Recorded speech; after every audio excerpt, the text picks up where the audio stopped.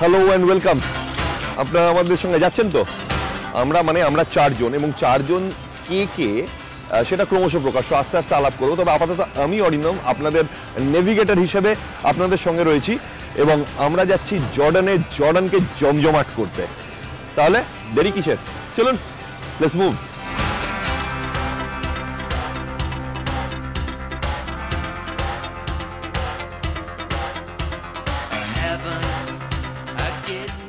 আমাদের উড়ানের প্রথম পর্যায়ে কলকাতা থেকে দিল্লি, হাওয়াই দূরত্ব 1307 কিলোমিটার।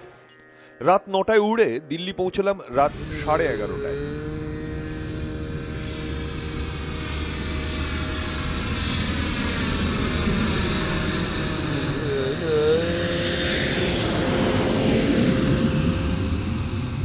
ইন্দিরা গান্ধী আন্তর্জাতিক বিমানবন্দরে পৌঁছে এরপর আমাদের অনন্ত প্রতীক্ষা, কারণ আমাদের আম্মানের বিমান ছাড়বে সেই ভোর 6টায়। মৃণালের প্ররোচনায় বাকিদের উপর মাল সামলানোর ভার দিয়ে ইতিউতি চড়ে বেড়াতে লাগলাম, কিন্তু কাহাতক আর ঘুরে বেড়ানো যায়, তাই একসময় দম ফুরিয়ে বাকি সাথীদের দলে ভিড়লাম গিয়ে।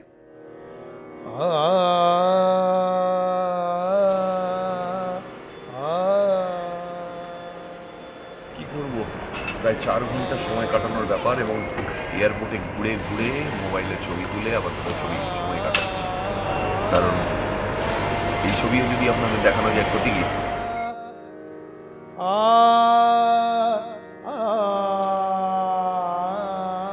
রাত 2:35 নাগাদ রয়্যাল জর্ডানিয়ান এয়ারলাইন্সের কাউন্টার খুলল।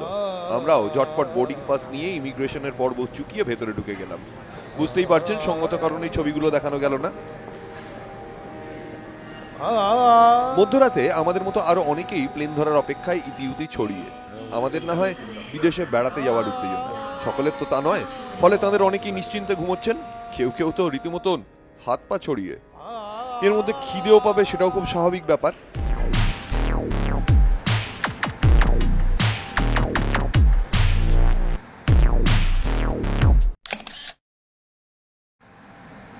সোয়া 5টা নাগাদ নিজেদের উড়ানের নাম শুনে দৌড়লাম বোর্ডিং গেটের দিকে। ঠিক 6টাতেই গড়াতে শুরু করলো রয়্যাল জর্ডানিয়ান এয়ারলাইন্সের এয়ারবাসের চাকা।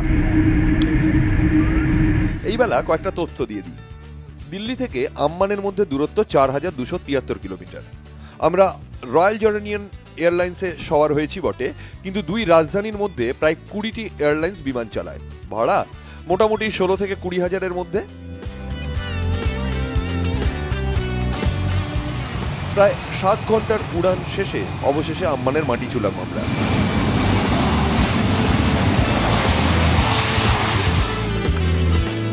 বিমানের বাইরে পা রাখতেই ঠান্ডায় কেঁপে উঠলাম। তাপমাত্রা 10 ডিগ্রির কাছাকাছি।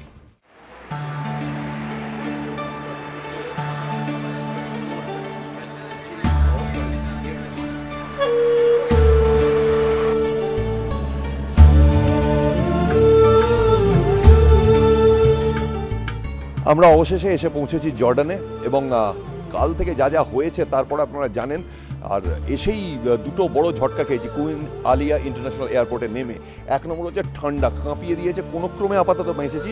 আর 2 নম্বর হচ্ছে হঠাৎ আবিষ্কার করেছি একটা জিনিস চুরি গেছে আমাদের।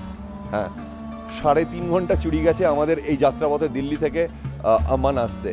তো সেটা নাকি ফেরত পাবো যখন আমরা ফিরবো। তবে আপাতত আমরা কিন্তু রওনা দেবো একটু হোটেলের দিকে, এবং সেখানে একটু রেস্ট নেবো, নিয়ে তারপর আবার আপনাদের সঙ্গে নিয়ে বেরোবো এবং জর্ডান জমজমাট করে ছেড়ে দেবো। Tata. Welcome to Jordan. How are you? I'm the guide, Abdul. How was your trip? You're fine, thank you very much. And Hello. also she is our first guide over here. আলাপ হলো আব্দুলের সঙ্গে। আগামী 5 দিন এই আমাদের friend এবং philosopher তো বটেই, গাইডও বটে। রানী আইলা বিমানবন্দর ছেড়ে এবার যাত্রা আম্মান শহরের দিকে। দূরত্ব প্রায় 35 কিলোমিটার। যাত্রাপথের একঘেয়েমি কাটাতে জর্ডান সম্পর্কে 2-1 কথা বলে নেওয়া বোধহয় অন্যায় হবে না।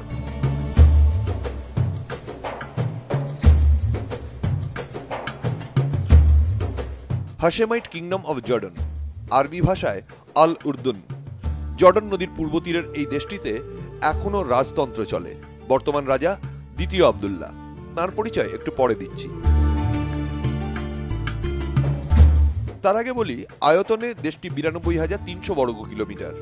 আমাদের রাজ্যের থেকে একটু বড়, কিন্তু উত্তরপ্রদেশের থেকে আবার একটু ছোট। জনসংখ্যা 59 লক্ষ। বোধহয় মাত্র কথাটা উচ্চারণ করা উচিত ছিল। ব্রিটিশদের হাত থেকে মুক্তি পেয়ে 1946-এর 25শে মে স্বাধীন হলো জর্ডান। প্রধান ভাষা আরবি, এছাড়াও English, French, Circassian, Chechen, Persian, Kurdish এবং তুর্কিশ এখানকার কথ্য ভাষা।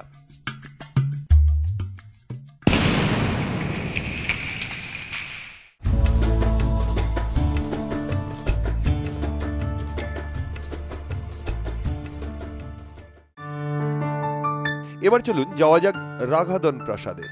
কেন?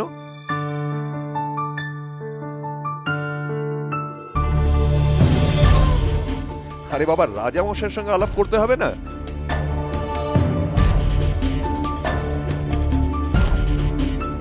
যতই হোক, আমরা রাজ অতিথি বলে কথা।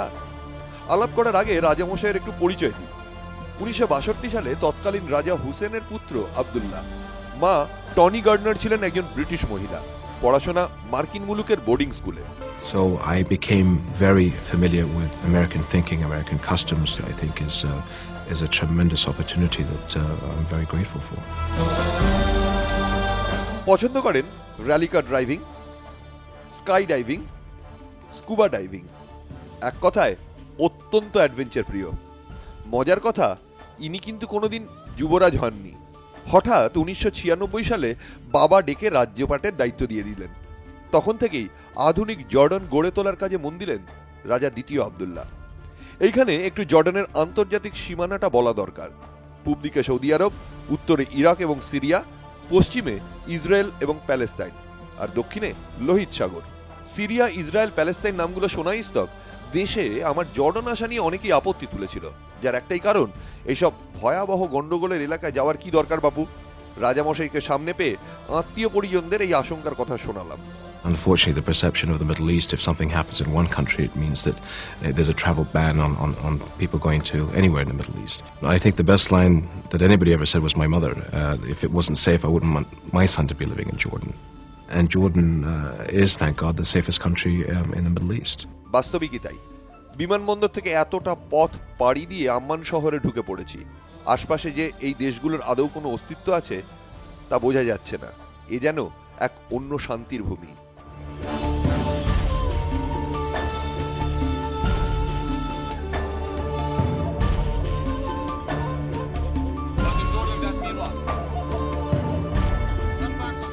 ইতিমধ্যে জর্ডানের অর্থনীতি নিয়ে দিব্য একটা ছোটখাটো ভাষণ শুনিয়ে দিয়েছে আব্দুল, মানে আমাদের গাইড। আম্মান শহরের একটা ঝাঁকি দর্শন হচ্ছে, আর তার সঙ্গে আব্দুলের কাছ থেকে পাওয়া যাচ্ছে হাতে গরম তথ্য জর্ডান সম্পর্কে। যেমন দু তিনটে জিনিস বলি, জর্ডানের এক্সপোর্ট বিজনেস কিসের উপর ডিপেন্ড করে। যেমন একটা হচ্ছে ক্লোদিংস, নানান রকম এখান থেকে ওরা একটা বড়, মানে আমেরিকাতেও ইভেন একটা বড় সাপ্লাই লাইন ওরাই দেয়। এছাড়া আছে ওদের ফসফেট। আর একটু আগে খুব চমকে দিয়ে আব্দুল জিজ্ঞেস করলো, আচ্ছা বলুন তো, আমাদের এখানে একটা বড় গাড়ি ইন্ডাস্ট্রি আছে, তার নাম কেউ জানেন? আমরা কেউ জানি না। পরে জানা গেল সেটা হচ্ছে মার্সিডিজ বেঞ্জ।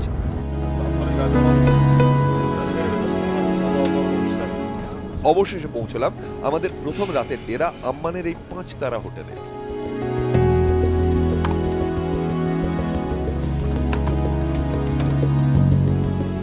একটু বিশ্রাম এবং দলের বাকিদের সঙ্গে পরিচয় হওয়ার পালা এখন।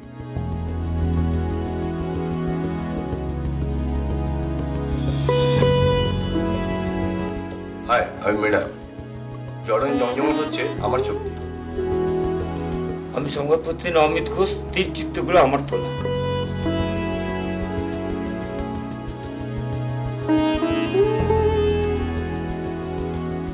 আমি রিঙ্কি, সংবাদ প্রতিদিন থেকে। পুরো ট্রিপে অরিন্দম দাকে শুধু তথ্য সাপ্লাই করা নয়, সারা ট্রিপে অরিন্দম দার সাথে আমিও ফুটেজ খাবো। চটজলদি তৈরি হয়ে বেরিয়ে পড়লাম প্রথম ঐতিহাসিক স্থানটি দর্শনের উদ্দেশ্যে, যার নাম না এখন বলবো না। এখন ভয়ঙ্কর খিদে পেয়েছে, আগে একটু ডান হাতের কাজ সারার পালা।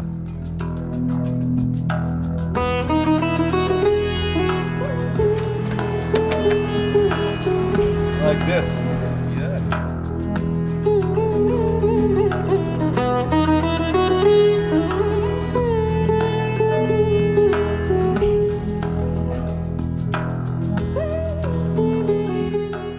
দেখা যাক এগুলো কিরকম, কোনটা খেতে এখনো বোঝা যাচ্ছে না, বুঝলেন। উজি নরম মাংস এবং ভাত দিয়ে অনেকটা বিরিয়ানির মতো, কিন্তু বিরিয়ানি অবশ্যই নয়। এখানে দুদিন আগে ভারতীয়দের একটি দল এসেছিল এবং তারা এসে জর্ডানিয়ান খাবারের বদলে তারা গুছিয়ে ভারতীয় খাবার খেয়েছেন এবং উনি নিজেও তাদের জিজ্ঞেস করেছেন যে আপনারা কেন এত দূর এলেন ভারতীয় খাবার খাওয়ার জন্য। এবং আমি বলছি এই উজি ব্যাপারটা কিন্তু বেশ টেস্টি। এদের একটা পার্টিকুলার চিকেন রোল দেখলাম, আমি একটা ট্রাই করে দেখবো। এবার বসে খেতে হবে।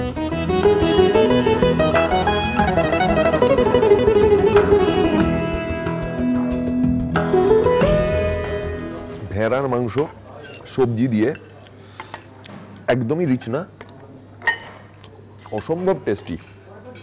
এই রেগুলার খেতে শুরু করলে না মনে হচ্ছে জর্ডান থেকে যখন ফিরবো আপনারা আমাকে নাও চিনতে পারতে পারেন। দিস ইজ চিকেন, ইয়া, এবং দেখেই তো মনে হচ্ছে অসাধারণ হবে।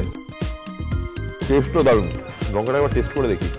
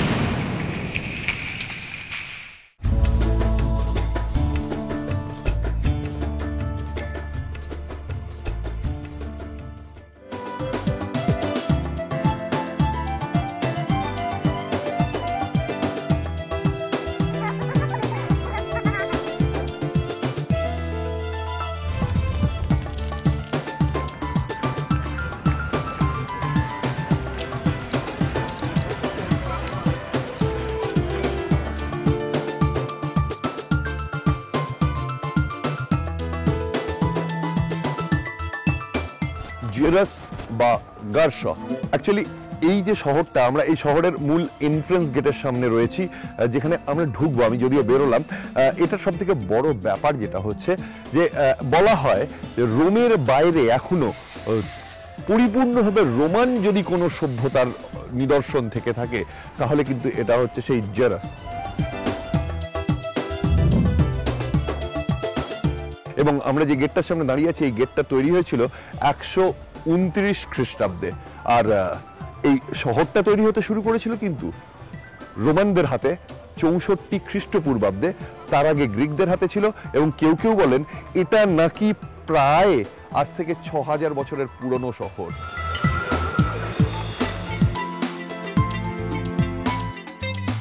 জর্ডানের অন্যতম প্রধান আকর্ষণ, সুপ্রাচীন এই শহরের স্বর্ণযুগ ছিল রোমান শাসনে। মাত্র 70 বছর আগে জেরাসের খনন কার্য শুরু হয় এবং তখন থেকেই এর সংরক্ষণের কাজও শুরু হয়।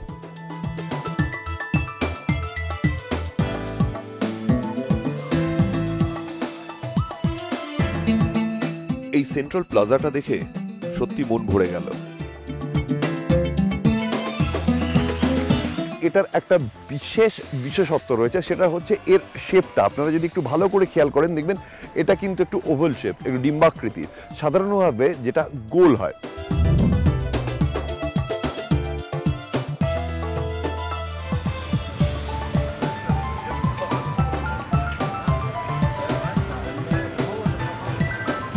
অনেকগুলো বিষয় এখানে হতো, সোশ্যাল গ্যাদারিং হতো, ট্রেডিং হতো এবং ধর্মীয় অনুষ্ঠানগুলো হতো। কিন্তু সব থেকে বড় কথা যেটা হচ্ছে এই মাঝখানে যে টাওয়ারটা ছিল, ওই টাওয়ারটা ভীষণ একটা ইম্পর্টেন্ট পয়েন্ট। ওইখানে দাঁড়ালে এই গোটা জার্সা যে সিটিটা, এই সিটির একদম উত্তর থেকে একদম দক্ষিণ সমস্তটাই দেখা যেত। এবং যেটা যে কোনো রোমান স্থাপত্যের অন্যতম মজা যে তারা যে শহর তৈরি করে তার প্রবেশপথ হয় দক্ষিণ দিকে গিয়ে শেষ হয় উত্তর মুখে গিয়ে।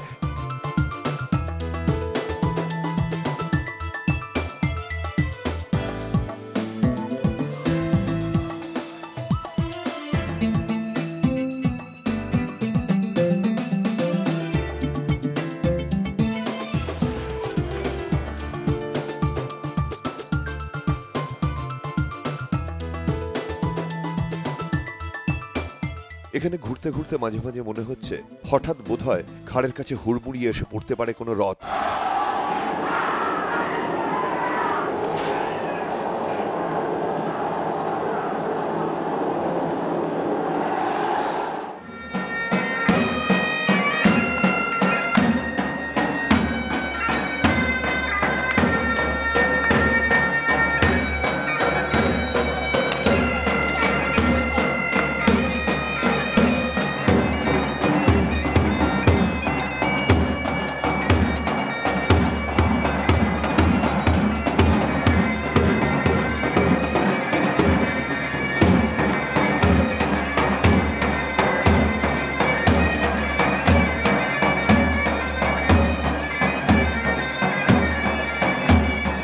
অ্যাম্পি থিয়েটারে ব্যাকপাইপারের সুর সত্যি মন ভরিয়ে দিল।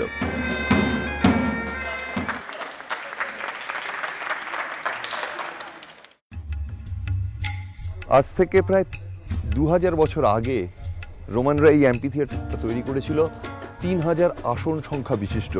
এবং সব থেকে মজার ব্যাপার যেটা আমরা এখানে দেখলাম, আমরা শুনলাম এই ব্যাকপাইপাররা বাজালেন তাদের সুর, এবং সেগুলো কিন্তু আমরা যে কোণে গেছি সেই কোণ থেকেই শোনা গেছে। অ্যাকুইস্টিকটা একবার ভেবে দেখুন। শাখে শাখে পাখি ডাকে, কত শোভা চারিপাশে, আহা কি আনন্দ আকাশে বাতাসে। আমাদের অনেক আধুনিক হলেও কিন্তু এই জায়গায় মার খেয়ে যাবে এই রোমান টেকনোলজির সামনে।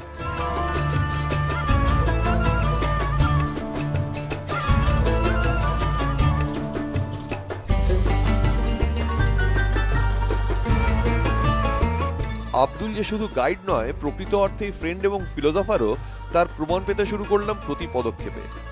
রোমান গঠনশৈলীর ব্যাখ্যায় যেভাবে ও মাটিতে ছবি এঁকে এঁকে সব বোঝাচ্ছিল, তাতে আমার মতো মোটা মাথার লোকেরও বুঝতে মোটেও অসুবিধা হয়নি।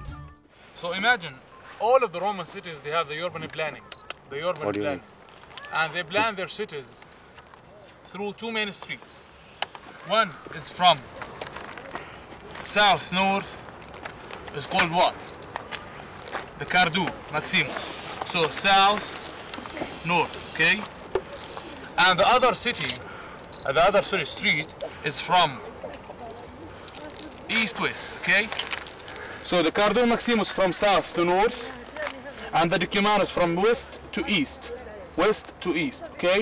So the Cardo Maximus divide the city to two sides, western side, eastern side, and the Decumanus, the other street, this is what we can see, the Decumanus, which is divide the city to three parts: the southern part, the middle part, and the northern part.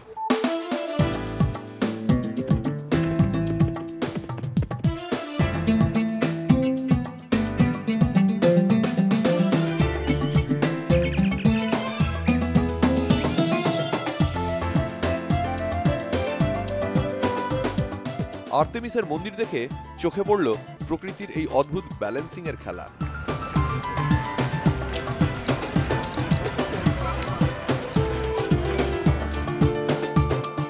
আমরা যেখানটা দাঁড়িয়ে আছি, আমরা নামলাম প্রত্যেক কটা সিঁড়ি, 7টা করে সিঁড়ি, কিন্তু নেমেছি 1টা 2টো 3টে, এখানে আবার 1টা 2টো 3টে 4টে, 4 3 7, আর প্রত্যেক কটা ধাপের মধ্যে 7টা করে সিঁড়ি, 7 7 49।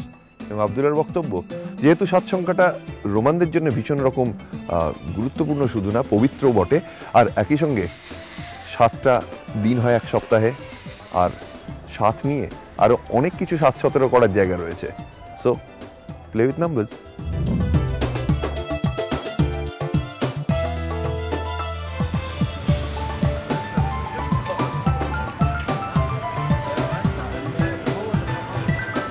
পরন্ত বেলায় হঠাৎ আব্দুলও ম্যাজিশিয়ান হয়ে উঠতে চাইল, নাকি বলবো হারকিউলিস, কারণ এই আম্মান শহরেই তো হারকিউলিসের মন্দিরটা ছিল।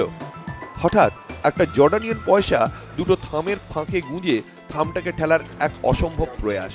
কি কাণ্ড! ভালো করে দেখতে গিয়ে দেখি প্রয়াসটা মোটেই অসম্ভব ছিল না। থামটা যে নড়ছে তার প্রমাণ আপনারাই দেখুন।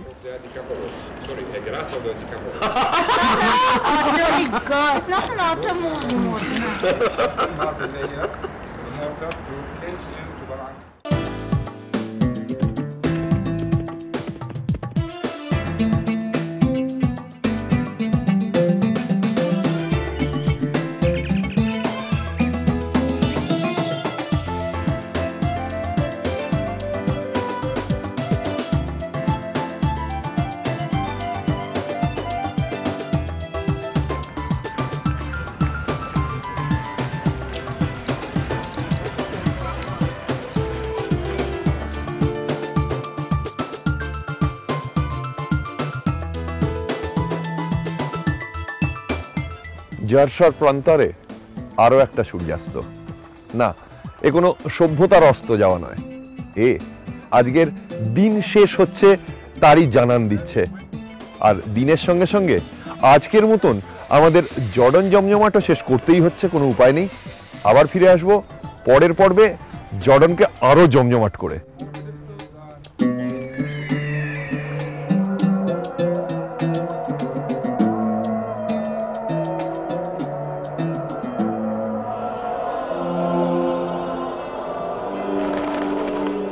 কথায় বলে Rome was not built in a day. বোধহয় আম্মান সম্পর্কেও সেই কথা একইভাবে সত্যি। কারণ আম্মানকে যদি জানতে হয়, চিনতে হয়, তাহলে তার ইতিহাস দেখতে হবে, যে ইতিহাস ৮,০০০-এরও বছরের বেশি পুরনো।